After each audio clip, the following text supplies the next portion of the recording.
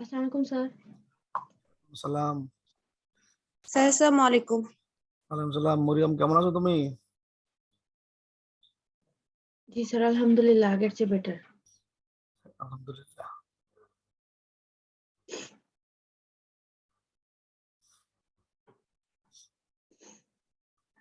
ফারজানা, ভালো আছো? জি স্যার, ভালো আছি। আপনি কেমন আছেন? আলহামদুলিল্লাহ। আমরা স্যার আমাদের পরীক্ষার ডেট কি স্যার তাহলে পিছিয়ে যাবে না? আমাদের তো নাকি 5 তারিখ এক্সাম হওয়ার কথা ছিল। এখন 5 তারিখে তো এক্সাম হওয়ার কথা ছিল, যেহেতু এখন অবস্থা চেঞ্জ হয়ে গেছে। কি হয় হয়তো কাছে জানাই দেওয়া হবে, বুঝছো মরিয়ম? জি স্যার। জানাই দেওয়া হবে। স্যার অনলাইনে দেখলাম কিছু অ্যাসাইনমেন্ট দেওয়া ছিল। স্যার সেগুলো কি মানে আমাদের করতে হবে এখন? হ্যাঁ, অ্যাসাইনমেন্ট যার যখন যে ক্লাসে আসবে তখন তাদের করতেই হবে। স্যার আমাদের তো কোনো নোটিশ দেওয়া হয়নি যে অ্যাসাইনমেন্ট জমা দিতে হবে। স্যার আসসালামু আলাইকুম। এখানে কি তোমাদের ক্লাসের জন্য দেওয়া ছিল? স্যার লেখা ছিল 2022 সালের এইচএসসি পরীক্ষার্থীদের জন্য প্রোডাকশন ম্যানেজমেন্টের মানে প্রোডাকশন ম্যানেজমেন্টে স্যার পেয়েছি একটা। দেখো, সাবজেক্ট কিন্তু টিচার নিশ্চয়ই স্যার তোমাকে জানাবে, সাবজেক্ট টিচার তো বলবে। জি স্যার, ওটা সেকেন্ড অ্যাসাইনমেন্ট ছিল। তারপর স্যার আরো একটা অ্যাসাইনমেন্টও দেওয়া ছিল স্যার। দুইটা অ্যাসাইনমেন্ট দেখলাম স্যার, কিন্তু আচ্ছা আমাদের তো বলা হয়নি কোনো অ্যাসাইনমেন্ট করার কথা। আচ্ছা,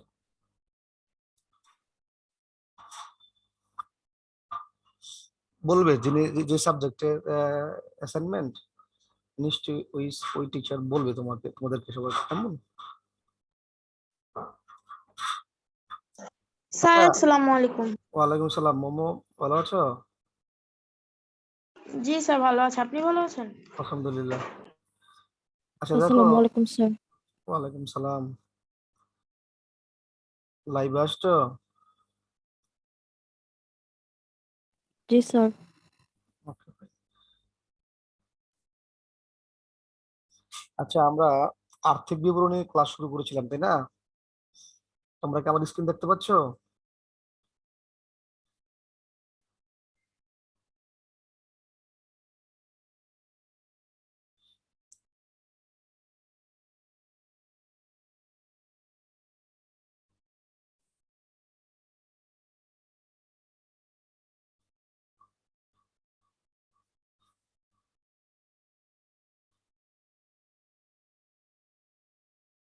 তোমরা কি স্ক্রিন দেখতে পাচ্ছ কিনা বলো দেখি। জি স্যার। আচ্ছা, ঠিক আছে।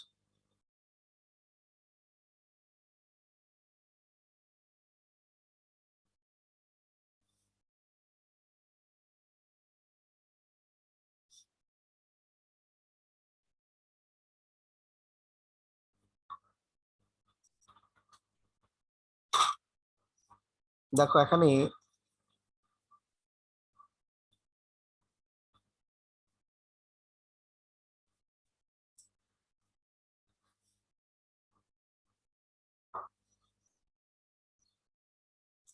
এখানে যে অঙ্কটা তোমাদের সামনে আমি দিয়েছি, এটা হচ্ছে একটা নিরীক্ষা ফার্মের, মানে অডিট কোম্পানির। হুম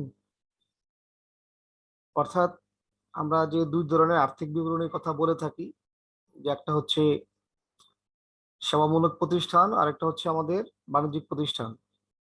এটা হচ্ছে সেবামূলক প্রতিষ্ঠানের আর্থিক বিবরণী। সেবামূলক প্রতিষ্ঠানের গত ক্লাস পর্যন্ত তোমাদেরকে সংরক্ষিত আয় বিবরণী কিভাবে করতে হবে সেটা শিখিয়েছিলাম, সে চার্ট দিয়েছিলাম। তোমরা কি সেই চার্ট পড়েছো? আবু খুলবা। সংরক্ষিত আয় বিবরণী চার্ট কি পড়েছো তোমরা? জি স্যার। স্যার আমি লাস্ট ক্লাসটা করতে পারিনি, সো আমি চার্টটা পাইনি স্যার। আজকে কি একটু আবার দেখানো যাবে? তাহলে একটা স্ক্রিনশট নিব। চার্টটা তুমি তোমাদের গ্রুপে দেওয়া আছে, হ্যাঁ? ওই যে গ্রুপে ক্লাসটা আপলোড দেওয়া আছে, তুমি একটু দেখে নিও কষ্ট করে, হ্যাঁ? Okay sir. তো দেখো, আজকে যেটা যেটা দেখাবো সেটা হচ্ছে একটা আর্থিক বিবরণী। সেটা হলো তোমার সেবামূলক প্রতিষ্ঠানের, সেবামূলক কোম্পানির জন্য। তো 31 ডিসেম্বর 2016 ফাহিম নিরীক্ষা ফার্মের রেওয়া মিল সমন্বয় সমূহ নিম্নরূপ দেওয়া আছে। এখানে আমি অঙ্কটা বুঝিয়ে দিব, তারপর তোমাদের যদি প্রবলেম হয় আমাকে বলবা। এখানে লেখা আছে নগদ ও ব্যাংক উদ্ধৃত। নগদ ও ব্যাংক উদ্ধৃত এটা কি জিনিস বলো দেখি? চলতি সম্পদ। চলতি সম্পদ। চলতি সম্পদ, সম্পদ। Very good. তো আমরা জানি যে সম্পদ আর দায় দিয়ে আমাদের করতে হবে আর্থিক অবস্থার বিবরণী। আমাদের রেওয়া মিলের যে উপাদানগুলো রয়েছে এর মধ্যে যেটা আয় আর ব্যয়, এই আয় আর ব্যয় দিয়ে আমরা করব বিশদ আয় বিবরণী, আর সম্পদ আর দায় দিয়ে আমরা করব আর্থিক অবস্থার বিবরণী। তো যেহেতু নগদ ও ব্যাংক উদ্ধৃত চলতি সম্পদ, এটাকে আমরা লিখবো আর্থিক অবস্থার বিবরণীতে। এরপর আছে প্রাপ্য হিসাব, এটা কি? চলতি সম্পদ। চলতি সম্পদ, ভেরি গুড। অগ্রিম বীমা, স্যার এটাও চলতি সম্পদ। এটাও চলতি সম্পদ। অফিস সাপ্লাইজ, স্যার এটা খরচ। অফিস সাপ্লাইজ এটাও চলতি সম্পদ। যদি সাপ্লাইজ খরচ যেটুকু হবে, যেটা ব্যবহার হবে, সেটুকু হলো খরচ। কেমন? এবার আসো 8% বিনিয়োগ। 8% বিনিয়োগ, স্যার এটা তো স্যার স্থায়ী সম্পদ। এটাকে বলা হয় দীর্ঘমেয়াদী সম্পদ বা স্থায়ী সম্পদ বলা যেতে পারে। 8% বিনিয়োগ, এই যে 8% এটা হচ্ছে তার সুদের হার, আর বিনিয়োগের সুদরা হচ্ছে প্রতিষ্ঠানের জন্য আয়। সেটা যদি বাণিজ্যিক প্রতিষ্ঠান হয় তাহলে বিনিয়োগের সুদকে বলবো আমরা অপরিচালন আয়, আর সেবামূলক প্রতিষ্ঠান হইলে এখানে যদি পরিচালনা আর অপরিচালনা আলাদা করে লেখা হয় না, সুতরাং এটাকে আমরা আয় বলবো। আমরা মোট আয়ের সাথে এটাকে যোগ করে নিব। কথা বুঝতে পেরেছো?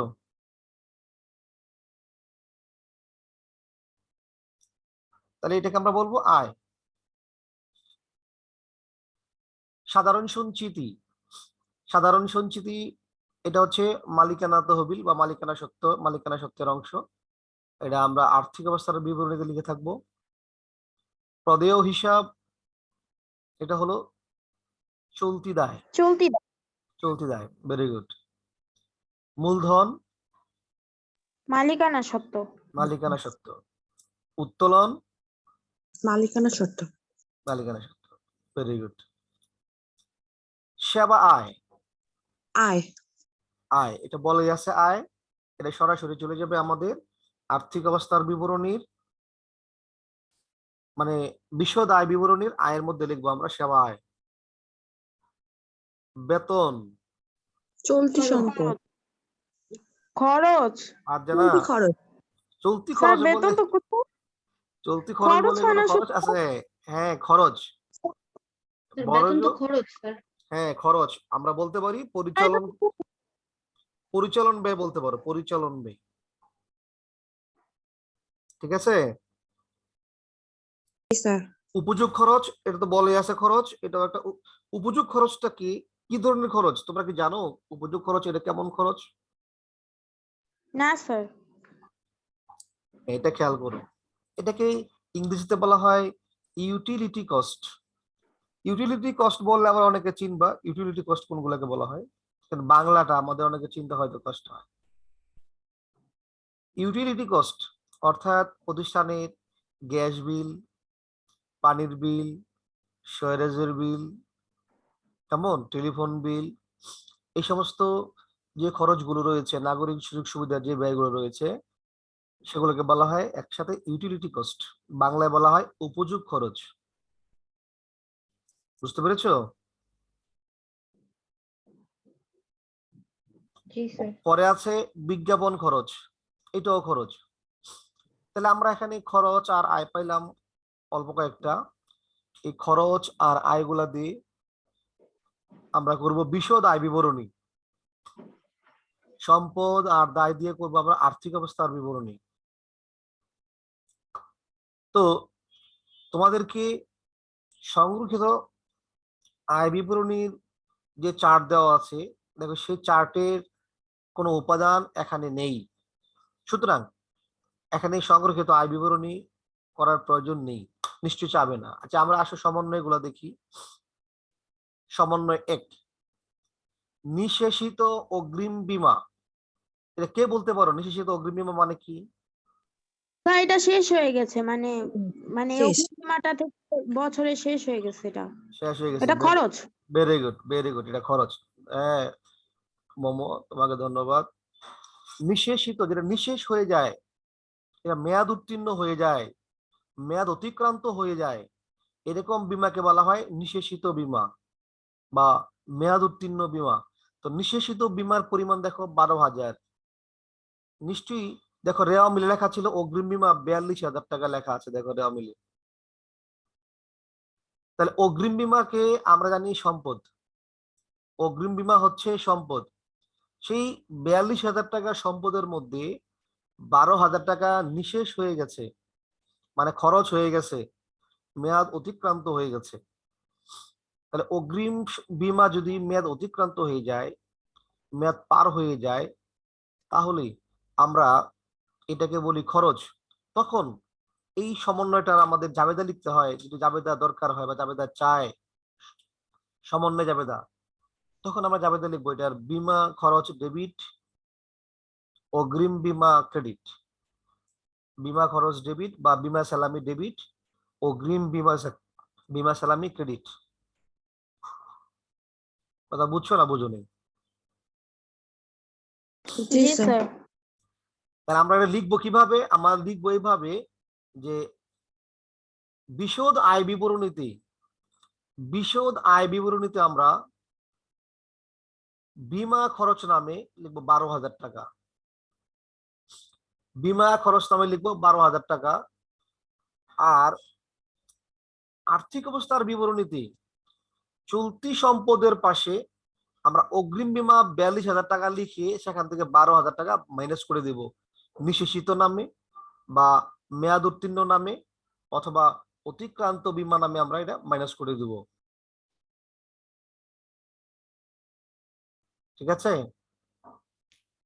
জি sir. Okay fine, very good.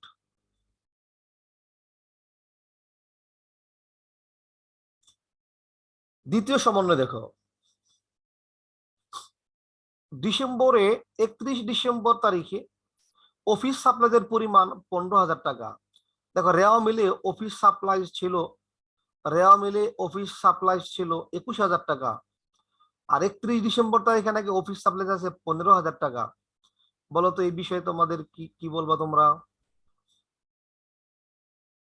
Sir 15,000 টাকা শেষ হয়ে গেছে। 15,000 টাকা শেষ হয়ে গেছে। অন্য কিছু? এটা মজুদ আছে, মজুদ। স্যার এটা তো 6,000 টাকা খরচ হয়েছে।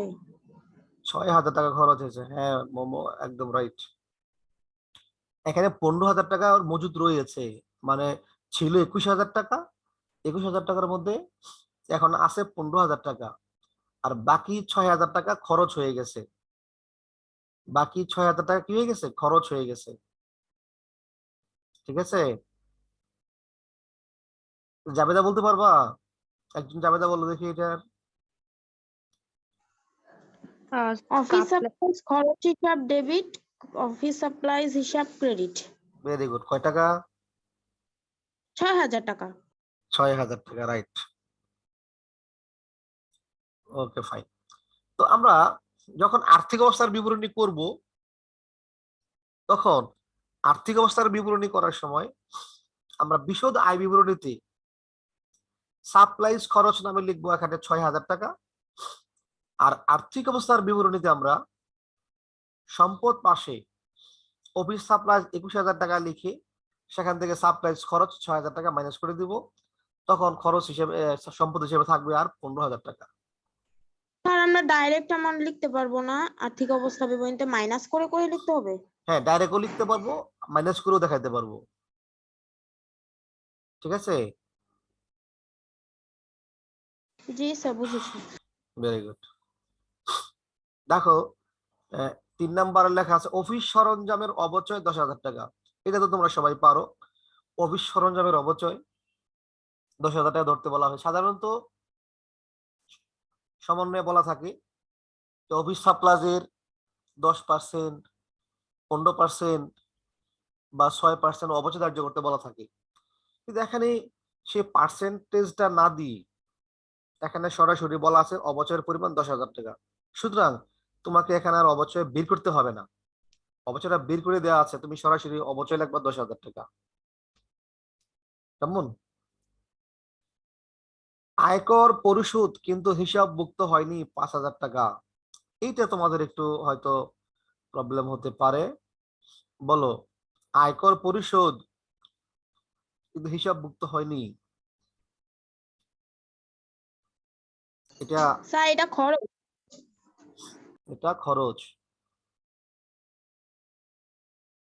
অন্য কেউ কিছু বলবা?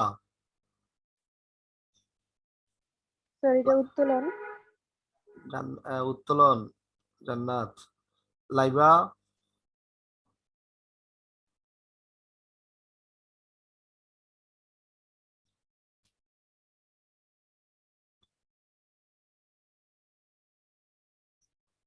লাইবা কি শুনতে পাচ্ছ?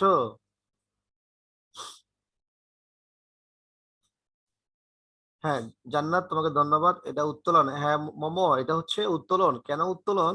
দেখো এখানে কিন্তু এটা এক মালিকানা কারবার, ওই যে রেওয়া লেখা মূলধন, যখনই এটা কোম্পানি হবে, যৌথ মূলধনী কোম্পানি যদি হয়, তখন এটা হবে কোম্পানির খরচ। আর সেই খরচকে দেখাবো আমরা সংরক্ষিত আয় বিবরণীতে, সংরক্ষিত আয় বিবরণীতে। আর যখন এটা এক মালিকানা কারবার হয়, যখন এটা এক মালিকানা কারবার হয়, তখন এটা হয়ে যায় উত্তোলন, এটা মালিকের ব্যক্তিগত খরচ। তাহলে কোনটা কোম্পানি কোনটা এক মালিকানা কারবার সেটা আমরা চিনবো কিভাবে, বুঝবো কিভাবে? সেটা চিনার আর বুঝার উপায় হলো, যদি রেওয়া মধ্যে লেখা থাকে শেয়ার মূলধন,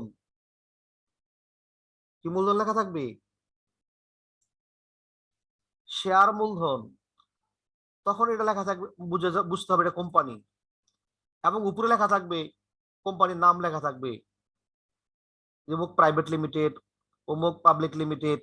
হ্যাঁ, মানে লিমিটেড কথা যদি লেখা থাকে উপরে, তখন সেটা হবে কোম্পানি।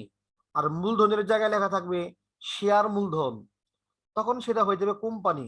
আর কোম্পানি হইলে তখন আয়কর হবে কোম্পানির খরচ, যেটা লিখতে হবে সংরক্ষিত আয় বিবরণীতে। যেহেতু এখানে শুধু মূলধন লেখা, সুতরাং এটা এক মালিকানা কারবার। আর এক মালিকানা কারবার হলে আয়কর হচ্ছে উত্তোলন। অতএব এই উত্তোলনটা আমরা মালিকানা সত্ত্ব বের করার সময় মূলধন থেকে মাইনাস করে দেবো 5,000 টাকা। আর যেহেতু আয়কর পরিশোধ কিন্তু হিসাবভুক্ত হয়নি 5,000 টাকা, এটা কারবার থেকে পরিশোধ করা হয়েছে, সুতরাং আবার নগদ টাকা থেকে, নগদ তহবিল থেকে মাইনাস করে দেব। কারণ আয়কর পরিশোধ করলে এটা জাবেদা হয়, মালিকের ব্যক্তিগত আয়কর যদি কারবার থেকে পরিশোধ করা হয়, তখন সেটা জাবেদা হয় উত্তোলন হিসাব ডেবিট, নগদান হিসাব ক্রেডিট। উত্তোলন হিসাব ডেবিট, নগদান হিসাব ক্রেডিট। বুঝতে পেরেছো?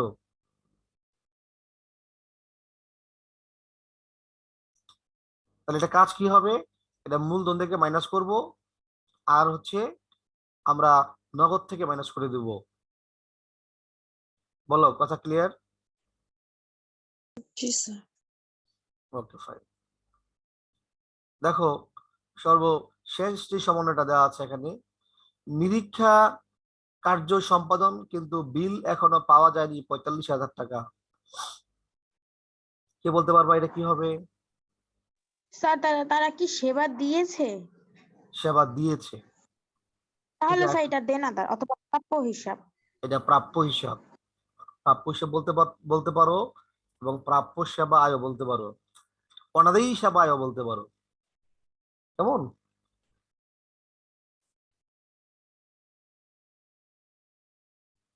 এটাকে অনাদায়ী সেবা আয়ও বলা যেতে পারে। সেটা কিরকম? যে প্রাপ্য সেবা আয় ডেবিট, সেবা আয় ক্রেডিট। প্রাপ্য সেবা আয় ডেবিট, সেবা আয় ক্রেডিট। এর কাজ কি হবে? এর কাজ হবে সেবা আয়ের সাথে যোগ করতে হবে, আবার চলতি সম্পদের ঘরে প্রাপ্য সেবা আয় নামে এটাকে সম্পদ দেখাইতে হবে। বলো এই অঙ্কটা কি তোমরা নিজেরা করতে পারবা? যেটা বুঝিয়ে দেওয়া হলো। দেখো এখানে প্রশ্ন কি চেয়েছে, দেখো নিট চলতি সম্পদের পরিমাণ নির্ণয় করো। নিট চলতি সম্পদের পরিমাণ বলতে এখানে যে যে চলতি সম্পদগুলো রয়েছে, যেগুলোর সাথে সমন্বয় হয়েছে, সেই সমন্বয় গুলা যোগ বিয়োগ করতে হবে, তাহলে নিট চলতি সম্পদ বের হয়ে যাবে। আর আয় বিবরণী দেখিয়ে নিট মুনাফা বা ক্ষতি নির্ণয় করার কথা বলা হয়েছে। অর্থাৎ এখানে বিশদ আয় বিবরণী করতে হবে, সেই বিশদ আয় বিবরণীর মাধ্যমে তোমাকে নিট লাভ বা নিট ক্ষতি নির্ণয় করতে হবে। তারপরে আর্থিক অবস্থার বিবরণী প্রস্তুত করতে বলা হয়েছে। বলো তোমরা কি অঙ্কটা করতে পারবে?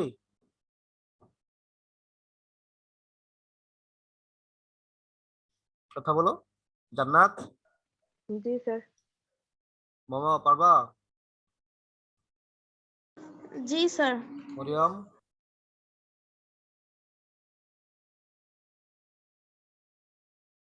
ইনশাল্লাহ স্যার। ইনশাল্লাহ।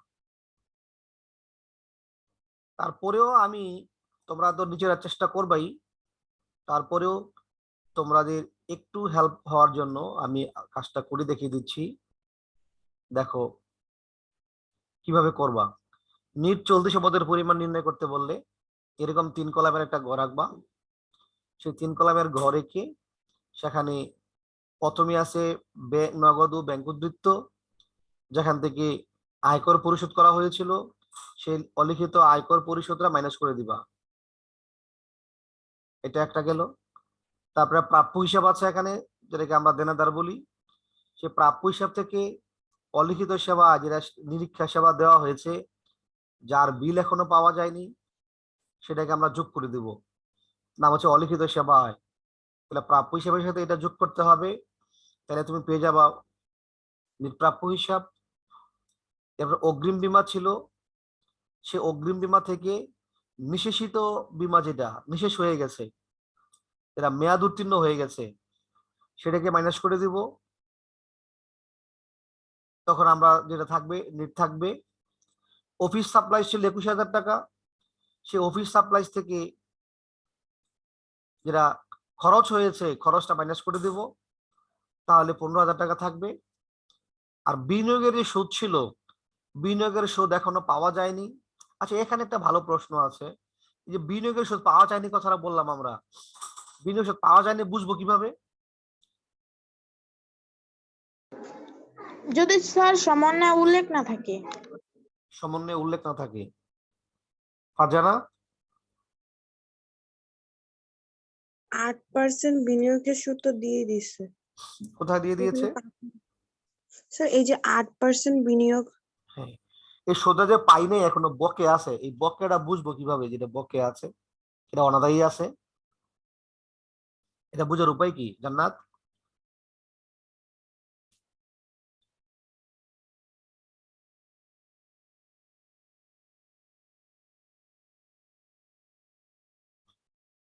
জান্নাত বলো। আর যদি বিনিয়োগের সুদ হিসেবে বলে দিত রেওয়া মিলে, তাহলে আমরা বিনিয়োগের সুদ পেয়ে গেছি এমন। হ্যাঁ হ্যাঁ, বিষয়টা এরকমই। স্যার ওই যে ইয়াটা দেখবো, বিবরণ মানে রেওয়া মিলের উপরে তারিখটা দেখবো। আমরা এটা খেয়াল রাখবা, এই যে তোমরা অঙ্ক প্র্যাকটিস নাই বিধায় তোমাদের প্রবলেম গুলো হয়। সেটা হচ্ছে আমরা দেখবো রেওয়া মিলে বিনিয়োগের সুদ লেখা আছে কিনা। যদি রেওয়া মিলে বিনিয়োগের সুদ লেখা থাকে তখন বুঝবো সুদটা পাওয়া গেছে। আর বিনিয়োগের সুদ যদি রেওয়া মিলে লেখা না থাকে তখন বুঝবো এটা অনাদায়ী রয়েছে, বকেয়া রয়েছে। যেমন এখানে 8% বের হয় 8 লাখ টাকা, 8,000 টাকা। যদি রেওয়া মিলে 5,000 টাকা লেখা থাকে তাহলে আমরা বুঝবো 5,000 টাকা পাওয়া গেছে, 3,000 টাকা এখনো পাওয়া যায়নি। আর যদি একেবারেই লেখা না থাকে তখন আমরা বুঝবো পুরো বিনিয়োগের সুদটাই কি আছে, বকে আছে, অনাদায়ী আছে। তো যেহেতু বিনিয়োগের সুদ হচ্ছে একটা আয়, আয় যদি বকেয়া থাকে, অনাদায়ী থাকে, তাহলে সেটা চলতি সম্পদ। এই কারণে এখানে চলতি সম্পদের মধ্যে এই বিনিয়োগের সুদরাও লিখতে হয়েছে। বিনিয়োগের অনাদায়ী সুদ 8,000 টাকা। ঠিক আছে, এটা একটা চলতি সম্পদ। তো সব যোগ করে আমাদের মোট চলতি সম্পদ হয়ে গেল 1,60,000 টাকা। এটা হচ্ছে নিট চলতি সম্পদের বের করা বা মোট চলতি সম্পদ বের করা। বলো বুঝছো না বোঝো নাই?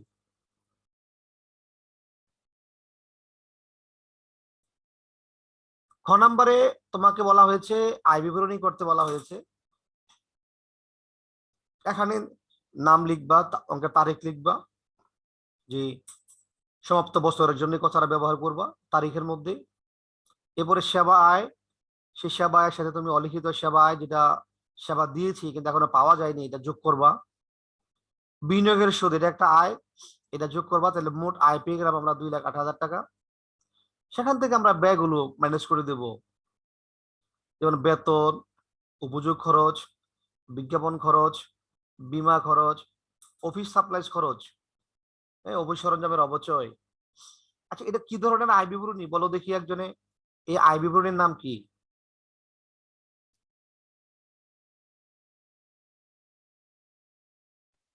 এক ধাপ। এক ধাপ পদ্ধতির আয় বিবরণী। Very good. এটাকে বলা হয় এক ধাপ পদ্ধতির আয় বিবরণী। অর্থাৎ সেবামূলক প্রতিষ্ঠান হলে আমরা এক ধাপ পদ্ধতির আয় বিবরণী করে থাকি। প্রথমে আমরা শুধু আয়গুলা লিখবো, আয়গুলা যোগ করে সেই আয়ের যোগফল থেকে সমস্ত খরচগুলা লিখে আমরা খরচগুলা বাদ দিয়ে দিব। বাস, আমরা পেয়ে যাব নিট লাভ বা নিট মুনাফা। এটার নাম হচ্ছে এক ধাপ পদ্ধতির বিশদ আয় বিবরণী। ঠিক আছে, পারবা না করতে? পারবা তো? Very good. দেখো এখন আর্থিক অবস্থার বিবরণী কিভাবে করবা। আর্থিক অবস্থার বিবরণী যখন তারিখ লিখবা, তখন তোমাকে আর এই সমাপ্ত বছরের কথাটা লেখা যাবে না, সমাপ্ত বছর কথাটা ব্যবহার করার দরকার নেই। তো প্রথমে সম্পদ, চলতি সম্পদ। এখানে তো খ নাম্বারে পেয়েছো, ক নাম্বারে মোট চলতি সম্পদ লিখে দিলাম, মোট চলতি সম্পদ ক নাম্বার হতে প্রাপ্ত। বিনিয়োগ 8% বিনিয়োগ। পরে স্থায়ী সম্পদ আছে অফিস সরঞ্জাম বা পুঞ্জীভূত অবচয়। পেয়ে গেলা তুমি মোট স্থায়ী সম্পদ, আর সব যোগ করে হয়ে গেল মোট সম্পদ। দেখো যেভাবে আমি লিখেছি, লেখার প্যাটার্নটা শেখানোর জন্য তোমাদেরকে আমি সলিউশনটা দিয়ে দিলাম। সুতরাং কিভাবে লিখতে হয়, যেভাবে লেখা আছে তোমরা ঠিক এভাবেই লিখবা। যাদের লেখার কৌশলটা জানানোর জন্য আমি তোমাদের অঙ্কটা এখানে করে দিয়েছি, তো তোমরা এইভাবে লিখবা। এবার দায় ও মালিকানা সত্ত্ব, দায় সমূহ ও মালিকানা সত্ত্ব। প্রথমে চলতি দায় আছে প্রদেয় হিসাব, এরপরে মালিকানা সত্ত্ব মূলধন যোগ নিট লাভ বাদ উত্তোলন বাদ আয়কর পরিশোধ যোগ সাধারণ সঞ্চিতি। এটা বললাম মোট মালিকানা সত্ত্ব 3,78,000 টাকা। আর চলতি দায় ছিল 52,000 টাকা। সব যোগ করলে হয়ে গেল 4,30,000 টাকা। দেখো এখানে মোট সম্পদ ছিল 4,30,000 টাকা, আর মোট দায়ও হলো 4,30,000 টাকা। আমাদের আর্থিক অবস্থার বিবরণী এরকম দুই পাশ মিলে যেতে হবে। যখন দুই পাশ মিলে যাবে তখন তুমি বুঝবা যে তোমার অঙ্কটা করা ঠিক আছে। দুই পাশ না মিললে কিন্তু আমাদের অঙ্কটা করা কি নেই, ঠিক নেই। বলো তোমাদের কার কোনো প্রশ্ন আছে?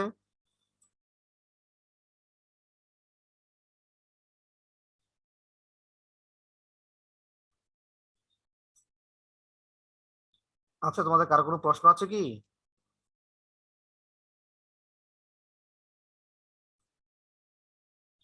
কথা বলো। বুঝো নাই কোনো জায়গায় কারো কোনো কোশ্চেন আছে তোমাদের? না স্যার। আচ্ছা, ভেরি গুড।